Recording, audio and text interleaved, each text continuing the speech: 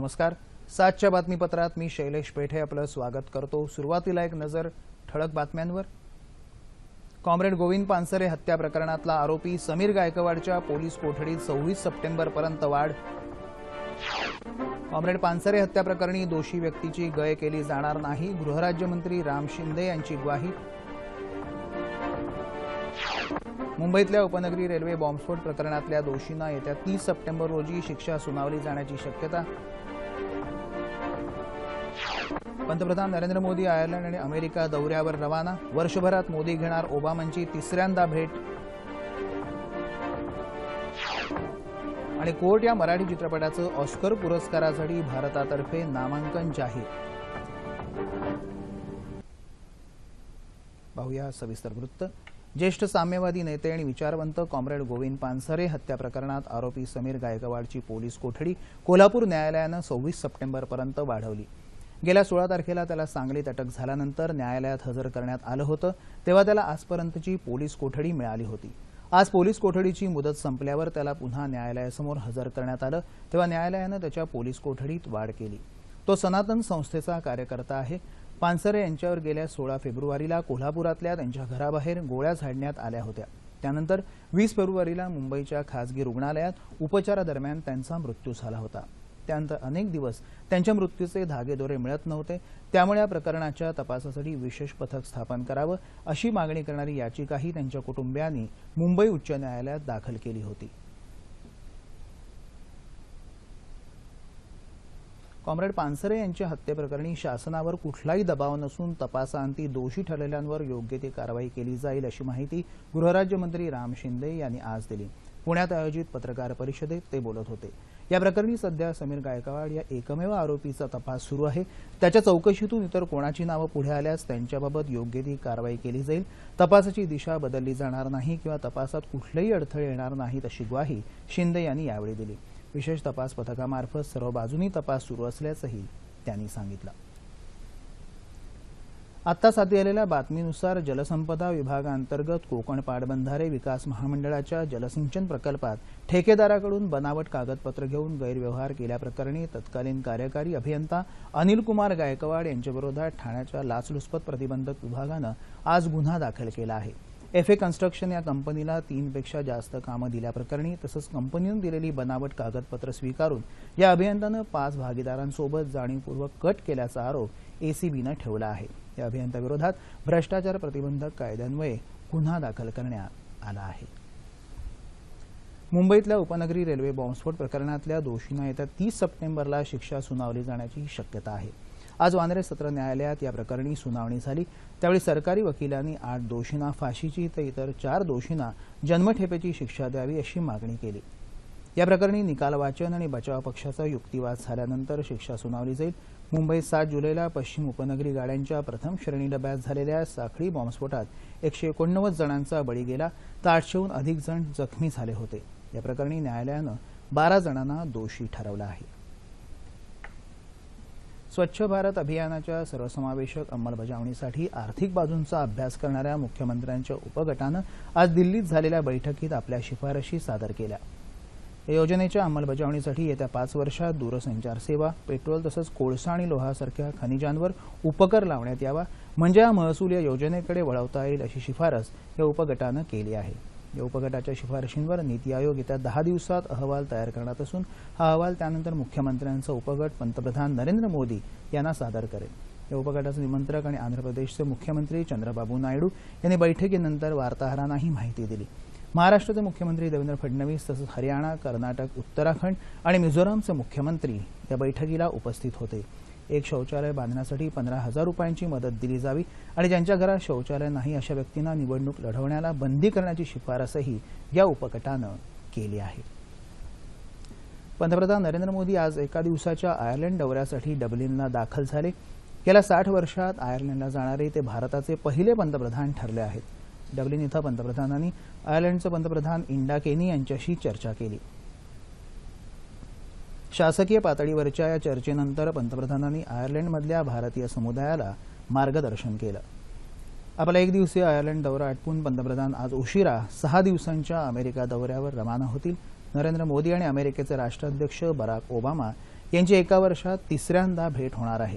America दौऱ्याच्या पहिल्या दिवशी पंतप्रधान न्यूयॉर्कमध्ये जगातले मोठे गुंतवणूकदार तसंच फॉर्च्यून 500 मध्ये स्थान असलेल्या जगातल्या मोठमोठ्या कंपन्यांच्या मुख्य कार्यकारी अधिकाऱ्यांची भेट घेऊन चर्चा करणार आहेत। भारत आणि अमेरिका यांच्यातल्या धोरणात्मक आणि व्यापारी पातळीवरच्या चर्चेची पहिली फेरी काल वॉशिंग्टन इथं पूर्ण झाली। परराष्ट्र व्यवहार मंत्री सुषमा स्वराज आणि अमेरिकेचे परराष्ट्र मंत्री जॉन केरी यांनी या संदर्भात संयुक्त जाहीरनामा प्रसिद्ध केला। दहशतवादासंदर्भात या जाहीरनाम्यात उपस्थित झालेल्या मुद्द्यांमुळे या जाहीरनाम्याला विशेष महत्त्व प्राप्त झालं आहे। दक्षिण आशियातील शांतता आणि स्थैर्याला धोका पोहोचवू पाहणाऱ्या अल कैदा, लष्कर ए तोयबा, जैश ए मोहम्मद आणि इतर दहशतवादी संघटनांचा सामना करण्यासाठी उभय देश कटिबद्ध असल्याचा उल्लेख या जाहीरनाम्यात करण्यात आला। मुंबई 26 नोव्हेंबर 2008 रोजी झालेल्या दहशतवादी हल्ल्यातल्या सूत्रधारांवर पाकिस्ताननं कारवाई करावी असंही अमेरिकेनं या जाहीरनाम्यात सूचित केलं आहे। आधुनिक जगण्यातल्या विसंगती उपरोधात्मक शैलीत टिपणाऱ्या कोर्ट या मराठी चित्रपटाचा ऑस्कर पुरस्कारासाठी भारतातर्फे परभाषक चित्रपट विभागासाठी नामांकन जाहीर झालं आहे। या विषयावर त्या दिवशी तुम्ही कुठलं गाणं गायलं? उत्कृष्ट भारतीय चित्रपटासाठीचं राष्ट्रीय सुवर्ण कमळ पटकावणाऱ्या कोर्टला जगभरातल्या 20 चित्रपट महोत्सवांमधून 17 पुरस्कार मिळाले आहेत। रसिक आणि समीक्षकांनी वाखाणलेला कोर्ट हा भारतीय चित्रपटांच्या इतिहासात सर्वाधिक पुरस्कार पटकावलेला चित्रपट आहे। सावात दिसे चोर, फुकडात दिसे मोर, लहानात दिसे थोर, थोरात दिसे थोर। अरे भले भले भुलले ही चक चक चौंदळ, हे जंगल मंगळ, हे छोल छालने, हे भव्य मॉलने, फ्री फॉर ऑल रे, हा ग्रेट फॉल रे, छोल छाल रे, भव्य मॉल रे, ग्रेट फॉल रे, रोगवाद रे, रोगवाद। राष्ट्रवादी काँग्रेसचे अध्यक्ष शरद पवार यांनी आज यवतमाळ जिल्ह्यातल्या पिंपरीबुटी बोदबोड इथल्या आत्महत्याग्रस्त शेतकऱ्यांच्या कुटुंबियांची भेट घेऊन त्यांचं सांत्वन केलं। यावेळी गावात दारूबंदी व्हायला हवी तसंच शेतकऱ्यांना संपूर्ण कर्जमाफी देण्यात यावी अशी मागणी इथले गावकरी आणि विधवा महिलांनी पवार यांच्याकडे केली। या मागणीबाबत आपण स्वतः केंद्र आणि राज्य सरकारकडे पाठपुरावा करू अशी ग्वाही पवार यांनी यावेळी दिली। यवतमाळ इथं झालेल्या पत्रकार परिषदेत ते आज बोलत होते। शेतकऱ्यांच्या आत्महत्येबाबत सखोल अभ्यास करून यावर काय उपाययोजना करता येतील असा अहवाल राष्ट्रवादी काँग्रेस शासनाकडे देणार असल्याचंही पवार यावेळी म्हणाले। इच्छा असेल तर मार्ग दिसेल ही उक्ती सार्थ ठरवत पारंपरिक शेतीला आधुनिकतेची जोड देत जळगाव जिल्ह्यातल्या रवींद्र महाजन या युवा शेतकऱ्यानं आपल्या 55 एकर जमिनीत सुंदर फळरोप वाटिका फुलवली आहे, त्याची ही यशोगाथा।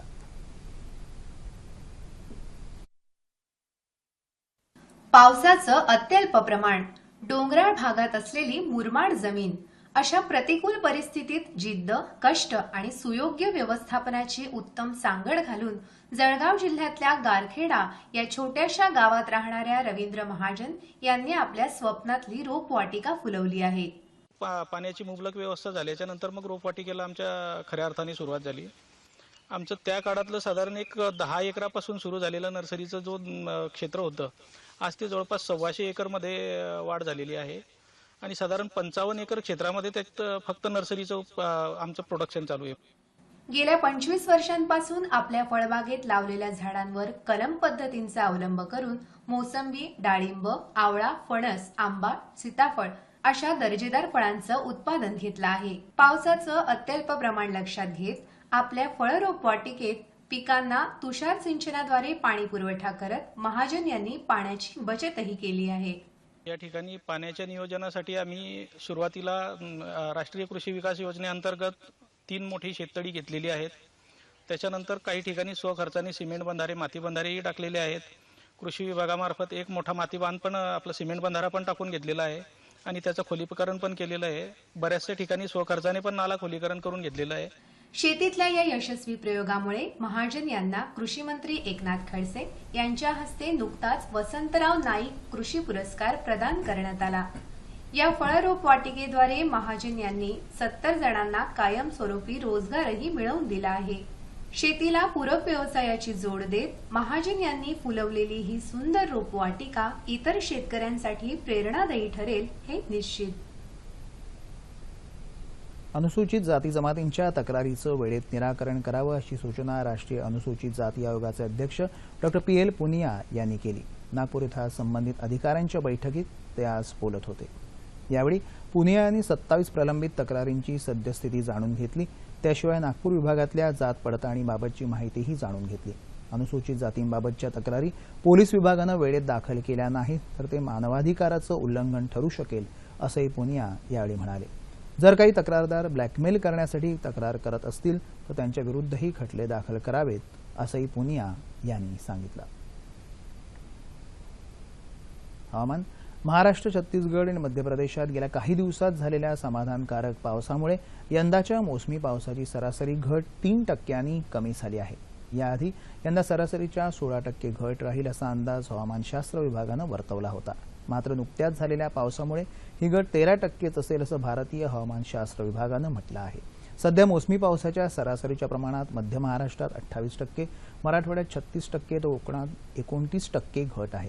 येत्या 36 तासात कोकणात काही ठिकाणी तर मध्य महाराष्ट्र, मराठवाड्यासह विदर्भात तुरळक ठिकाणी मेघगर्जनेसह पाऊस पडण्याची शक्यता हवामानशास्त्र विभागानं वर्तवली आहे। तापमान अंश मध्ये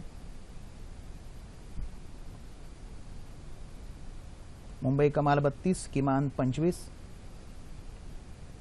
नागपूर 33-25, पुणे 32-21, औरंगाबाद 32-22, नाशिक 29-19, कोल्हापूर 32-21, रत्नागिरी 31-24, सोलापूर 35-24 आणि अमरावती कमाल 32 तर किमान 23। ठळक बातम्या पुन्हा एकदा। कॉम्रेड गोविंद पानसरे हत्या प्रकरणातला आरोपी समीर गायकवाडच्या पोलीस कोठडीत 26 सप्टेंबरपर्यंत वाढ। कॉम्रेड पानसरे हत्या प्रकरणी दोषी व्यक्तीची गय केली जाणार नाही, गृहराज्यमंत्री राम शिंदे यांची ग्वाही। मुंबईतल्या उपनगरी रेल्वे बॉम्बस्फोट प्रकरणातल्या दोषींना येत्या 30 सप्टेंबर रोजी शिक्षा सुनावली जाण्याची शक्यता। पंतप्रधान नरेंद्र मोदी आयर्लंड आणि अमेरिका दौऱ्यावर रवाना, वर्षभरात मोदी घेणार ओबामांची तिसऱ्यांदा भेट। आणि कोर्ट या मराठी चित्रपटाचं ऑस्कर पुरस्कारासाठी भारतातर्फे नामांकन जाहीर। याबरोबरच हे बातमीपत्र संपलं। असंघटित कामगार हा समाजाचा गाडा चालवणारा महत्त्वाचा घटक। या घटकाचे प्रश्न, त्यांच्यासाठी सरकार करत असलेले प्रयत्न आणि त्यांच्या सामाजिक विकासाची संभाव्य दिशा याविषयी संवाद साधण्यासाठी सामाजिक कार्यकर्त्या भारती शर्मा आज 9:30च्या बातम्यांमध्ये येत आहेत। तेव्हा पुन्हा भेटूया आपल्या सह्याद्री वाहिनीवर। नमस्कार।